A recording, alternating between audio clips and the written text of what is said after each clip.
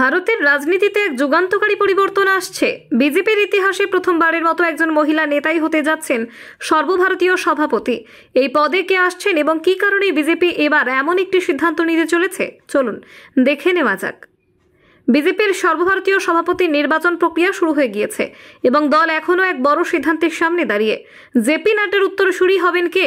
তবে সম্প্রতি এক সর্বভারতীয় সংবাদ মাধ্যমের সূত্রে জানা গেছে, এবার বিজেপি একজন মহিলাকে সভাপতি হিসেবে নির্বাচিত করতে পারে।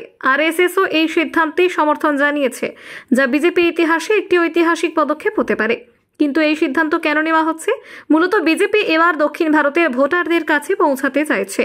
উত্তর ভারতে বিপুল শক্তি প্রতিষ্ঠিত করার পর তাদের লক্ষ্য দাক্ষিণাত্য দখল করা। তাই বিজেপি যদি মহিলা সভাপতির পদে কাউকে বেছে নেয়, সেই নেত্রীকে দক্ষিণ ভারতের হতে হবে এবং হিন্দি ভাষায় দক্ষ হতে হবে। দক্ষিণ ভারতের রাজ্যগুলির বিশেষ গুরুত্ব রয়েছে বিজেপির ভবিষ্যৎ পরিকল্পনায়। তামিলনাড়ু, অন্ধ্রপ্রদেশ এবং কেরল এই রাজ্যগুলির নেতাদের দিকেই বিশেষ নজর দেওয়া হচ্ছে। এখন প্রশ্ন হচ্ছে, কোন নেত্রী হতে পারেন বিজেপির প্রথম মহিলা সর্বভারতীয় সভাপতি? শীর্ষ প্রার্থী হিসেবে উঠে এসেছে তিনটি নাম। প্রথম, নির্মলা সীতারামন। কেন্দ্রীয় অর্থমন্ত্রীর দায়িত্বে থাকা নির্মলা প্রধানমন্ত্রী নরেন্দ্র মোদীর আস্থাভাজন। দ্বিতীয় প্রার্থী ডি পূর্ণেশ্বরী, অন্ধ্রপ্রদেশ বিজেপির প্রাক্তন সভাপতি এবং সাংসদ, যিনি হিন্দি ভাষায় দক্ষ এবং প্রধানমন্ত্রী মোদীর খুব কাছের সহকর্মী।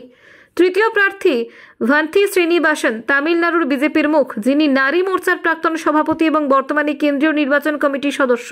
যদি বিজেপি প্রথমবারের মতো একটি মহিলাকে সর্বভারতীয় সভাপতি হিসেবে নির্বাচিত করে, তবে এটি শুধু দলের জন্যই নয়, দেশের রাজনীতির জন্যও এক বড় পরিবর্তন আনবে।